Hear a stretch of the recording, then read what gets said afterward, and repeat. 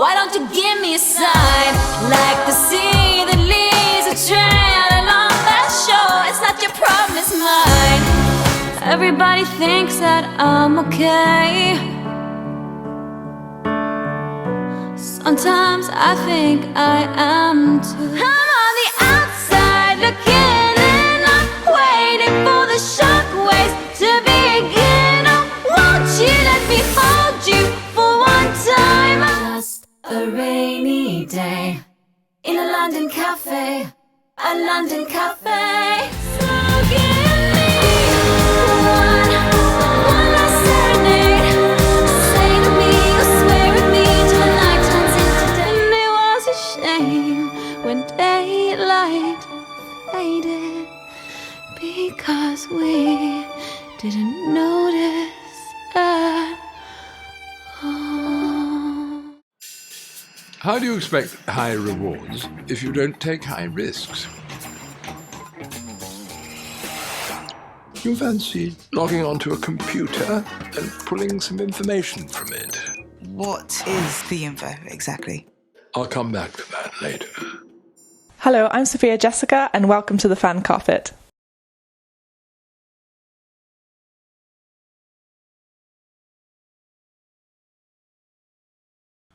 Whoa. What a question. Sam Bradford, I believe you're the... I think I realised I needed to get into movies when I'd purchased a DVD of The Matrix called The Matrix Revisited, and that had 20 plus hours of BTS footage. And I had never seen any of that, and that was, showing my age a bit, that was before YouTube. That was before all of this content was just so easily accessible. And that was just like, just eye-opening for me. And I realised that's just magical. I want to be part of that world. So from there on, I just created a hideous collection of DVDs that would scale the walls in my bedroom.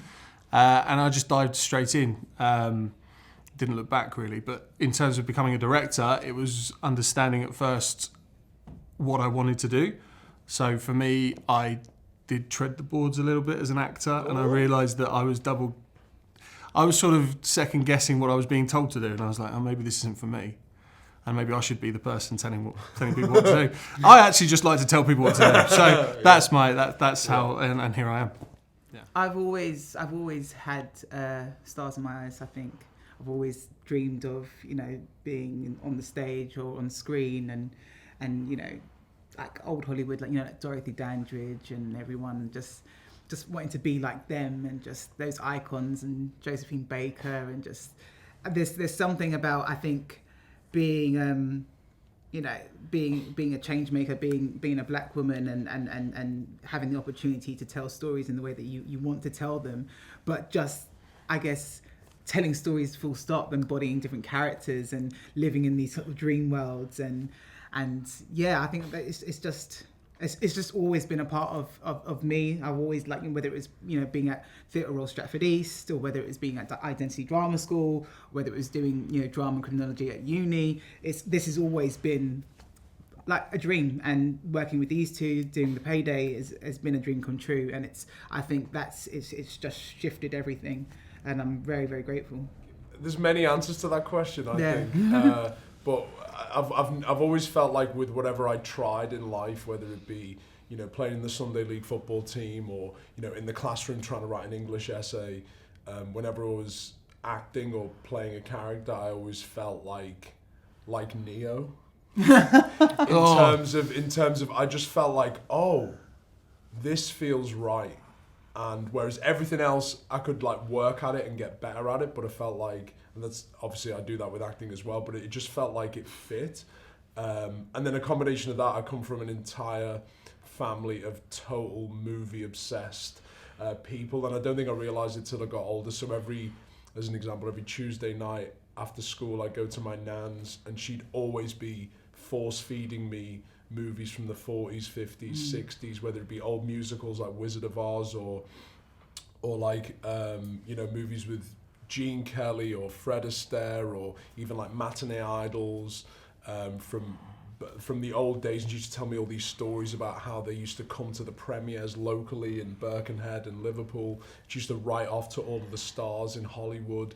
And the way that she watched the films and we just escaped together into these movies that as a kid I'm like, oh, some black and white thing. Like, I'm meant to, like, what's going on here? And then you just spend an afternoon, it'd be beautiful. And also the way that she talked about them and admired them and got inspired by them, I think that was a big thing for me. So in a way, it's like, I want to be one of those guys that my nan is, like, you know, escaping with. Thank you for watching The Fan Carpet. Please follow us on Facebook, Twitter and Instagram for more content next time. Just keep an ear out, let us know if anything else out of the ordinary happens. It's done.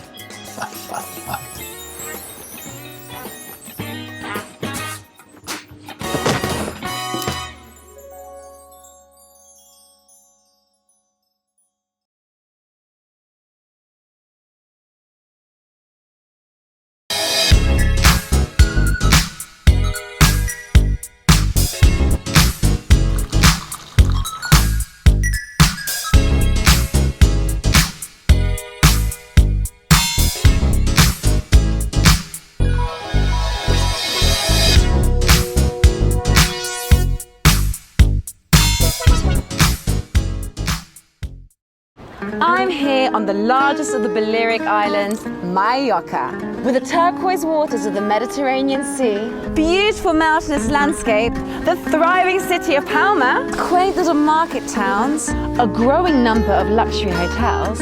It's no surprise that the likes of Audrey Hepburn and Elizabeth Taylor like to holiday here. So come and join me as I take you round Mallorca.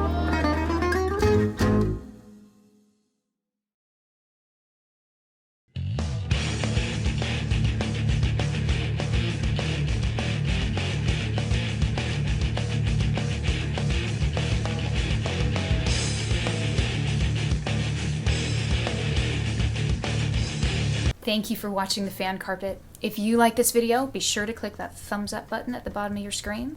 And also be sure to subscribe to the Fan Carpet YouTube channels. They're absolutely free and so much fun too. Be sure to check out the official website, thefancarpet.com. Also, you can follow us on Facebook, Twitter, and Instagram to stay up to date with reviews, competitions, the latest news, and so much more.